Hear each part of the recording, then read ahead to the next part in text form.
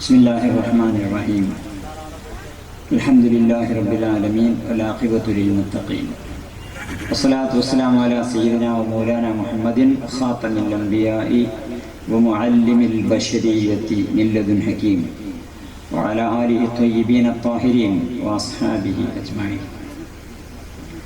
വേദിയിൽ ഉപവിഷ്ടരായ ഉസ്താദുമാരെ, സദസ്സിലെ സഹൃദയരായ സഹോദരന്മാരെ, സഹോദരികളെ, എനിക്കിവിടെ നിശ്ചയിച്ചു തന്നിട്ടുള്ള വിഷയം ഔലിയാക്കളും ദീനി ദഅവത്തും എന്നാണ്. ആരാണ് ഔലിയാക്കള്? ഔലിയാക്കളെ പറ്റി ഇപ്പോൾ ഇവിടെ മറവ് ചെയ്യപ്പെട്ടിട്ടുള്ള അള്ളാഹുവിൻ്റെ ഔലിയാക്കന്മാർ, അതുപോലെ തന്നെ ശുഹദാക്കളൊക്കെ ഇവിടെ മറവ് ചെയ്യപ്പെട്ടിട്ടുണ്ട്.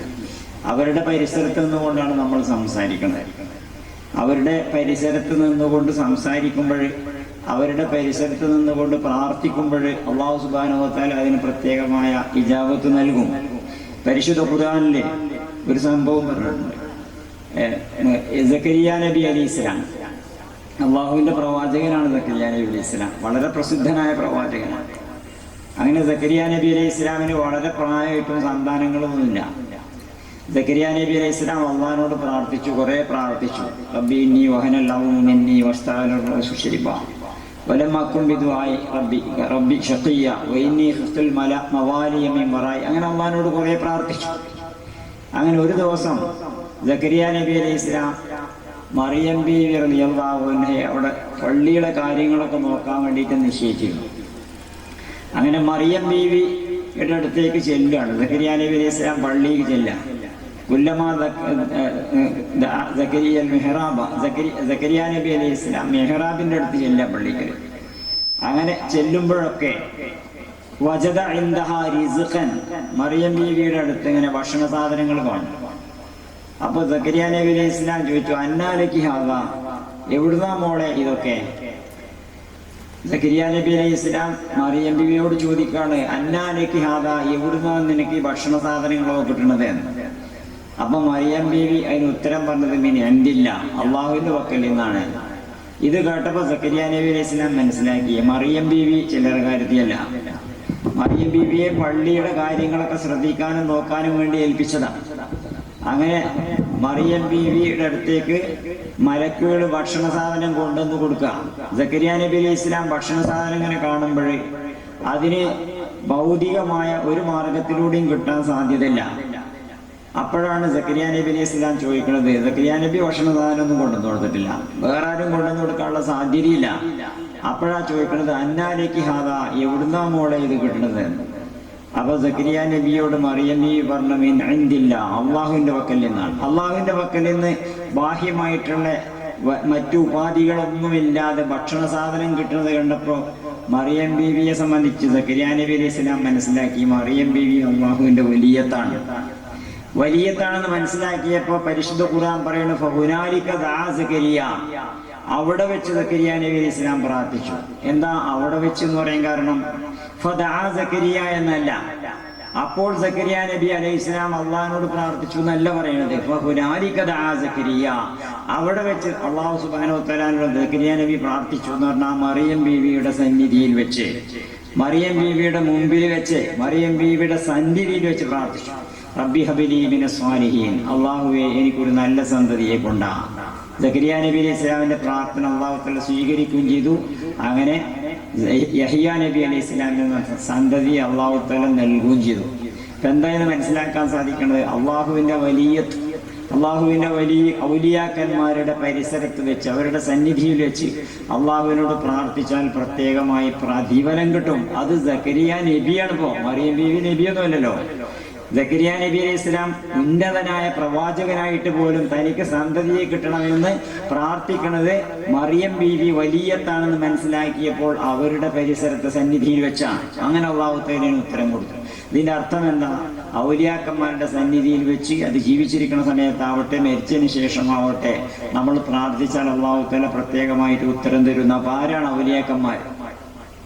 ആരാണ് ഔലിയാക്കന്മാരെന്ന് പറഞ്ഞാൽ, നമ്മൾ ഔലിയാക്കന്മാര് വലിയകൾ എന്നൊക്കെ പറയുന്നത് ആരാണ്? പരിശുദ്ധ ഖുർആനില് നിങ്ങൾ കേട്ട് കഴിഞ്ഞതായിരിക്കും, ഞാൻ ഒരു സംഗതി പറയാം.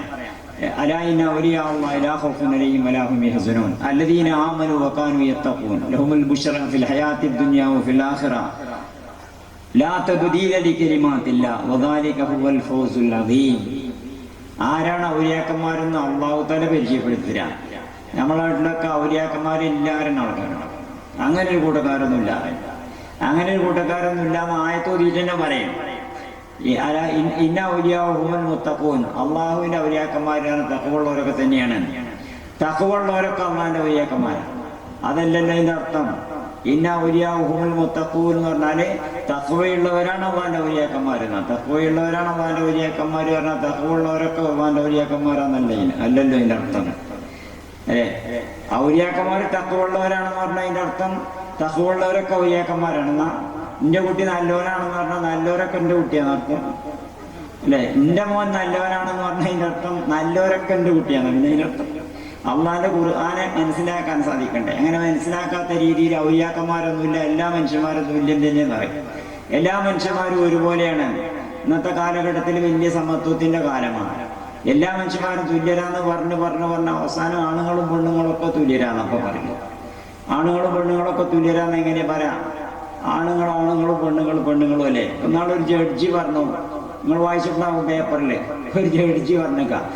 ഒരു ജഡ്ജിക്കാണെങ്കിൽ എത്ര വിവരം വേണം? അതും ഹൈക്കോർട്ടിലേക്ക് ജഡ്ജി ആവണമെങ്കിൽ നല്ല വിവരം വേണ്ടേ? അത്തരം വിവരമൊക്കെ ഉണ്ടായിട്ട് പിന്നെ ഒരു ജഡ്ജി പറഞ്ഞേക്കാം ഒരു ആണിന് 4 പെണ്ണിനെ കെട്ടാൻ പറ്റുമെന്ന് വെച്ചാൽ ഒരു പെണ്ണിന് 4 ആണും ആകാം. ഒരു ജഡ്ജിയാ ഈ പറഞ്ഞത്. ഇത് പുതിയതല്ല. റസൂലുള്ളാഹി സ്വല്ലല്ലാഹു അലൈഹി വസല്ലമയുടെ കാലഘട്ടത്തിലും ഇങ്ങനെ ചോദ്യം ഉണ്ടായി.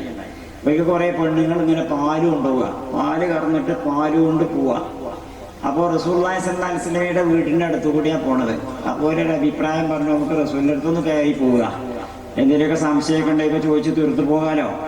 അങ്ങനെ റസൂലുള്ളാഹിന്റെ അടുത്ത് കയറി പല സംശയങ്ങളും ചോദിച്ച കൂട്ടത്തില് അവർ ചോദിച്ചു, അല്ല എന്താ ഇപ്പൊ നമ്മുടെ ശരീരത്തില് ഒരാണിന് 4 പെണ്ണ് കെട്ടണം, ഒരു പെണ്ണിന് 4 ആണ് പറ്റൂല, അതെന്താ? റസൂലുള്ളാഹി സ്വല്ലല്ലാഹു അലൈഹി വസല്ലം ആ പത്നിയോട് ഒരു പാത്രം കൊണ്ടാൻ പറഞ്ഞു. 4 പെണ്ണുങ്ങളും പാല് കൊണ്ട് പോകല്ലേ, പാത്രം കൊണ്ടുവരാൻ പറഞ്ഞു. പാത്രം കൊണ്ടെന്ന് വെച്ചിട്ട് 4 ആളോടും പറഞ്ഞു, നിങ്ങളെ 4 ആളെ പാലും ഈ പാത്രത്തിലേക്ക് പാരിന്ന്. 4 ആളും അവരവരുടെ പാല്, അവർ കൊണ്ടുപോകുന്ന പാല് ഈ പാത്രത്തിലേക്ക് ഒഴിച്ചതിന് ശേഷം പിന്നെ റസൂലുള്ളാഹി സ്വല്ലല്ലാഹു അലൈഹി വസല്ലം പറഞ്ഞു, ഓരോരുത്തരും അവനവന്റെ പാല് വേർതിരിച്ചെടുക്കുന്നു. ഓരോരുത്തരും അവനവന്റെ പാല് വേർതിരിച്ച് എടുക്കാൻ പറ്റൂല്ലോ. പാർന്നു കഴിഞ്ഞാൽ പിന്നെ എങ്ങനെ വേർതിരിച്ചെടുക്കുക? അതുകൊണ്ടാണ് ഈ പരിപാടി വേണ്ടാന്ന് പറഞ്ഞിട്ടുള്ളത്. റസൂലുള്ളാഹി സ്വല്ലല്ലാഹു അലൈഹി വസല്ലം വളരെ സിമ്പിളായിട്ട് ലളിതമായിട്ട് സംഗതി പറഞ്ഞ് മനസ്സിലാക്കി കൊടുത്തു. അതാണല്ലോ, ഒരാണിന് 4 പെണ്ണ് പറ്റും, പക്ഷെ ഒരു പെണ്ണിന് 4 ആണ് പറ്റില്ല എന്ന് പറയാൻ കാരണം ഇതാണ്. എല്ലാവരും പാലും കൊണ്ടുപോയി പാർന്ന പിന്നെ അവനാൻ കുട്ടികളുണ്ടാവും, വേർതിരിച്ചെടുക്കാൻ പറ്റുമോ? ആരെ കുട്ടിയാ എന്ത് കുട്ടിയാണ്? ഇന്നിപ്പോ DNA ടെസ്റ്റും മറ്റൊക്കെ ഉണ്ട് എന്ന് പറയാം. അതൊക്കെ ബുദ്ധിമുട്ട് തന്നെ, തർക്കം തീരൊന്നുമില്ല. അപ്പൊ അതുകൊണ്ടാണ് ഇങ്ങനെ പറ്റൂല എന്ന് പറഞ്ഞിട്ടുള്ള സംഗതി പോലും മനസ്സിലാക്കണില്ല. ജഡ്ജിമാർ പോലും മനസ്സിലാക്കണില്ല, അത്രയും വിവരമുള്ള ആൾക്കാർ പോലും മനസ്സിലാക്കണില്ല. അപ്പൊ അങ്ങനെ എല്ലാവരും പറയണെന്ന് വെച്ചാൽ എല്ലാവരും തുല്യരാണ്, മനുഷ്യന്മാരൊക്കെ തുല്യരാണും പെണ്ണും തമ്മിൽ വ്യത്യാസമൊന്നുമില്ല. അപ്പൊ ഞാൻ അവിടെ കരുവാരകുണ്ട് എന്നുള്ള സ്ഥലത്ത്, മലപ്പുറം ജില്ലയിലെ കരുവാരകുണ്ട് എന്ന സ്ഥലത്ത് ഒരു Najath college of science and technology എന്നുള്ള സ്ഥാപനത്തിൽ ഇംഗ്ലീഷ് അധ്യാപകനാണ്.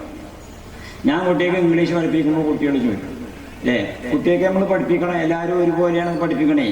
All the men are born equal, എല്ലാ മനുഷ്യന്മാരും തുല്യരായിട്ടാണ് ജനിക്കണത്. എല്ലാ മനുഷ്യന്മാരും തുല്യരായിട്ടാണ് ജനിക്കണം എന്നുള്ളത് തെറ്റല്ലേ? എല്ലാ മനുഷ്യന്മാരും തുല്യരായിട്ടല്ല ജനിക്കുന്നത്, ഓരോരുത്തരും വ്യത്യസ്തരായിട്ടാണ് ജനിക്കുന്നത്. Every man is born equal, every man is born unique. ഓരോ മനുഷ്യനും അതുല്യനായിട്ടാണ് ജനിക്കുന്നത്.